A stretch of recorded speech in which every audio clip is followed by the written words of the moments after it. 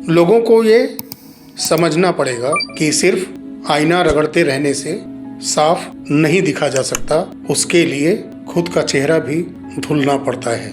साथियों नमस्कार, ये बहुत ही महत्वपूर्ण वीडियो है, इसको आप देखिएगा। और जितना प्रयास मैंने किया है और जिस प्रकार से हमने पूरे सिस्टम को कटघरे में खड़ा किया और बेबाक तरीके से, निष्पक्ष तरीके से, चाहे वो सहारा रहा हो, चाहे वो सरकार रही हो, चाहे वो विपक्ष रही हो, चाहे वो न्यायपालिका ही क्यों न रही हो, किसी को एक्सपोज करने में मैंने कोई कोर कसर नहीं छोड़ी है। अपने तरफ से हर एंगल से भी सहारा हो या पिनाक पानी मोहंती केस हो, बहुत ही गहराई तक इसको टटोलने के बाद जितने भी एंगल से मैं समझ सकता था, इस पर पूरा अध्ययन करने के बाद सारी बातें आपके सामने मैं रखता गया और इस पूरे सिस्टम को एक्सपोज करता गया। कई ईमेल भी आए, कई लोगों ने सराहना की, कई लोगों ने डराया धमकाया भी। इन सब चीज़ों से आपको मैंने कभी अवगत नहीं कराया, क्योंकि जिस प्रकार से जो हमारे सब्सक्राइबर साथी हैं पिछले कुछ वर्षों से वीडियो देखते आ रहे हैं, तो उन्हें बताने की जरूरत नहीं है कि मैंने अपनी तरफ से इस सिस्टम के विरुद्ध खुल करके बात रखने में कोई कोर कसर बाकी नहीं छोड़ा। आपको पूर्ण रूप से जागरूक करता रहूं। बहुत लोग कमेंट बॉक्स में आए, अब शब्दों का प्रयास लगातार करते रहे, बोलते रहे। अब भी कुछ लोग आते हैं, सब कुछ झेलता गया। आज पहली बार ईमेल के बारे में मैंने जिक्र किया कि कुछ लोगों का ईमेल, कई चीजें हैं, छोड़िए उससे क्या लेना देना, लेकिन जो प्रयास था मेरे तरफ से या मेरे जैसे बहुत सारे यूट्यूबर की तरफ से, सबका प्रयास सफल होता अब दिख रहा है। निवेशकों को, कर्मचारियों को सहारा के पैसा मिलता दिख रहा है, लेकिन बहुत बड़ी अभी भी अड़चन है। उसके बारे में फिर इस वीडियो में हम लोग बात करेंगे। सुप्रीम कोर्ट के अंदर जो टर्म शीट फाइल हुई है, उसमें कई पहलुओं को हमने पिछले वीडियो में टच किया था, लेकिन एक उसमें आर्टिकल 142 का रेफरेंस देते हुए सहारा ने कोर्ट के समक्ष अपनी प्रेयर में कहा है कि आप आर्टिकल 142 के तहत सहारा ग्रुप को पूर्ण न्याय दीजिए। असाधारण बड़े लेवल पर, बहुत बड़े लेवल पर सहारा ग्रुप के मैनेजमेंट टीम को, ऑनर को सुरक्षा प्रदान करें। ये आर्टिकल 142 का रेफरेंस देते हुए कहा गया है कि बहुत बड़ी बात है। देखिए आर्टिकल 142, जिस पर कि देश की राष्ट्रपति और सुप्रीम कोर्ट सरकार इस समय लंबे समय तक सुनवाई करने के बाद फैसला भी सुरक्षित है।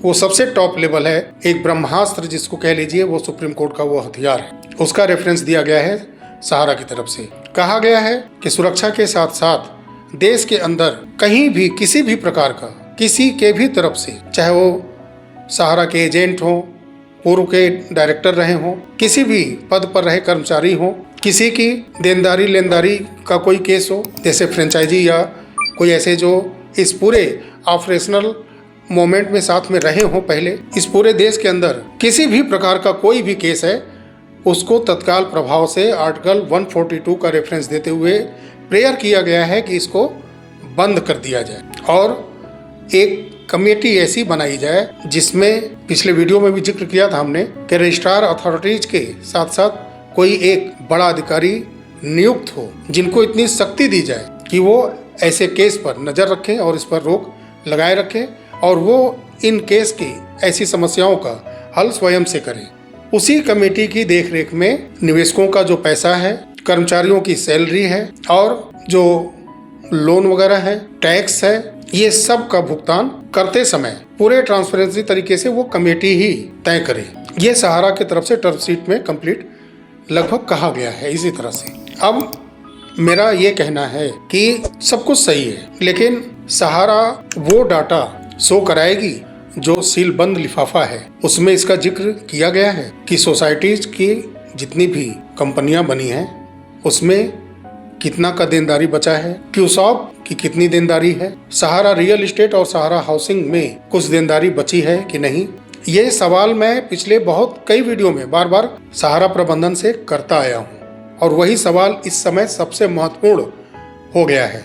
MIS कितने वर्षों से उनका पैसा जमा है, कुछ समय तक इंटरेस्ट मिला, उसके बाद उसी तरह पड़ा है। उनका गोल्डन का प्लान था, 2 गुने से लेकर के 5 गुने तक का प्लान था, जो उन्होंने ज्वाइंट पॉइंट के जो बांड दिए हैं और 98% तक जो अभी डेफिशिएंसी के कारण जो कोर्ट ने वास्तविक जमाकर्ता को भुगतान करने के लिए बोला था, तो जो इस समय वैध निवेशक में नहीं गिने जा रहे हैं, उनका भुगतान, स्कूट इस कंपनी का भुगतान, सहारा इंडिया कमर्शियल कॉरपोरेशन लिमिटेड का जिनके पास बॉन्ड है उनका पैसा, सहारा इंडिया फाइनेंशियल कॉरपोरेशन लिमिटेड का बॉन्ड किसी के पास है।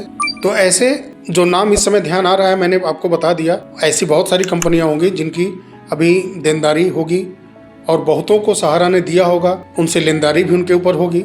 तो इन सब कंपनियों का लेखा जोखा, ब्याज सहित भुगतान, इन सारी कंपनियों का डाटा कोर्ट के अंदर क्या उस बंद लिफाफे में होगा?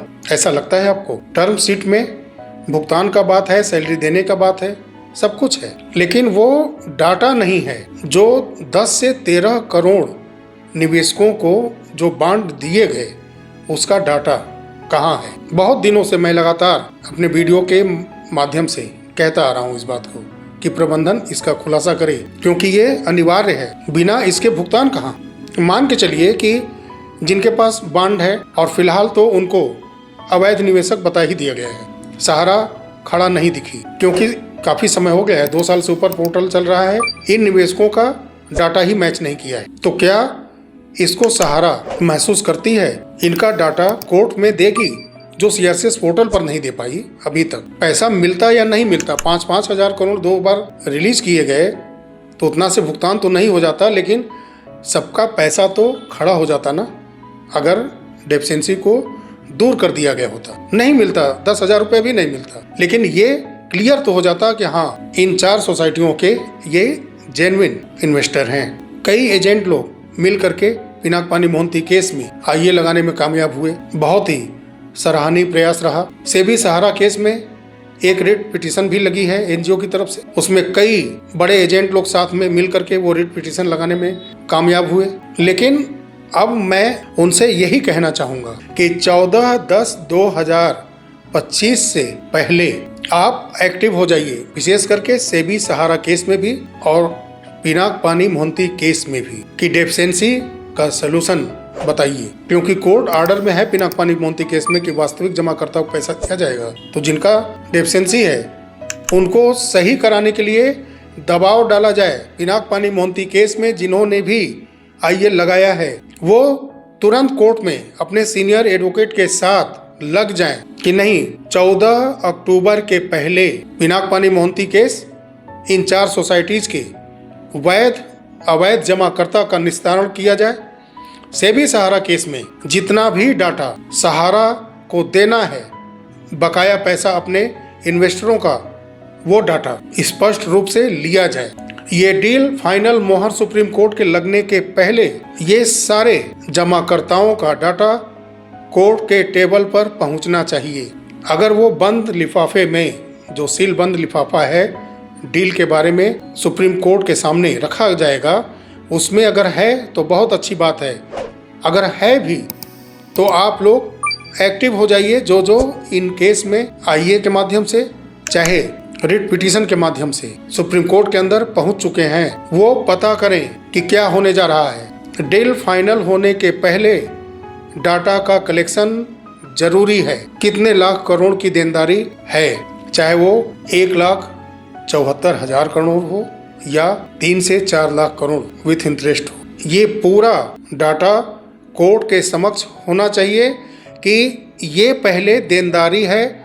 भारत के अंदर सहारा के जितने भी कंपनी बने हैं उनके इन्वेस्टरों की इतनी देनदारी है। जैसे उदाहरण, अगर 1 लाख करोड़ की देनदारी है तो वो पैसा सेबी सहारा केस चलते समय जो अकाउंट बना है और सुप्रीम कोर्ट की तरफ से कहा भी गया कि जो भी पैसा जमा होगा सहारा से भी एस्क्रो अकाउंट में जमा किया जाएगा, या तो उसमें उतना पैसा जमा किया जाए पहले जितनी देनदारी है। और जो कमेटी गठित करने की बात की गई है सहारा की तरफ से वो बिल्कुल सही है, सब कुछ सही है, लेकिन जो पूरे भारत के कर्मचारी हों, एजेंट हों, निवेशक हों, उनकी जितनी लायबिलिटी बनती है सहारा के ऊपर, वो पैसा अलग से रखा जाना चाहिए, वो डाटा क्लियर होना चाहिए। तो जो वहाँ दोनों केस में पहुंचे लोग हैं सेबी सहारा के अलावा 14 अक्टूबर के पहले पूरा जोर लगा दें, पूरा प्रयास करें। कर रहे होंगे तो बहुत अच्छी बात है, नहीं तो जग जाइए, ये आखिरी समय है। अगर यहाँ ढीला पड़ गए, किसी के टाल मटोल में आकर के इस केस में थोड़ा सा शिथिल पड़ गए या दूर हो गए तो मामला उलझ जाएगा। बहुत इन्वेस्टरों का पैसा हो सकता है कि नहीं मिल पाए, इसलिए जी जान से लग जाइए ताकि पहले डाटा कलेक्शन हो, ये क्लियर हो जाए कि इतना पैसा देना है इन्वेस्टर का। जब तक आप लोग प्रयास नहीं करेंगे डील होने के बाद क्या होगा क्या नहीं होगा, क्योंकि सहारा कुछ नहीं सुनेगी। अब जो टर्म शीट है वो स्पष्ट है। अगर कमेटी बन गई, आर्टिकल 142 का रेफरेंस दिया गया है, ये बहुत बड़ी बात है। एक बार पूरा प्रॉपर्टी ट्रांसफर हो गया, सब कुछ डील पक्की हो गई, तो वो कमेटी जो डिसाइड करेगी वही होगा। तो डाटा अगर पहले से सुप्रीम कोर्ट के काउंटर पर होगा तभी न्याय पूरे निवेशकों को, कर्मचारी को और जिन्होंने कुछ लोन वगैरह दिया है सहारा को, उनका तभी भुगतान हो पाएगा, नहीं तो मामला फंसता नजर आएगा। जो उम्मीद, जिस ईमानदारी की अपेक्षा के साथ लोग इंतजार कर रहे थे कि सहारा भुगतान करे और अपने आप को रीलॉन्च करे और सारे लाखों अपने कर्मचारियों के जॉब को बचा ले, इतने बड़े निवेशकों के नेटवर्किंग सिस्टम को अपने पास समेटे रखे और फिर से अपने आप को एक बड़े कॉरपोरेट के रूप में लॉन्च कर ले, शायद ऐसा नहीं हो पाया। लोगों को ये समझना पड़ेगा कि सिर्फ आईना रगड़ते रहने से साफ नहीं दिखा जा सकता, उसके लिए खुद का चेहरा भी धुलना पड़ता है। चलिए मिलते हैं अगले वीडियो में, तब तक के लिए नमस्कार, जय हिंद, जय भारत, वंदे मातरम।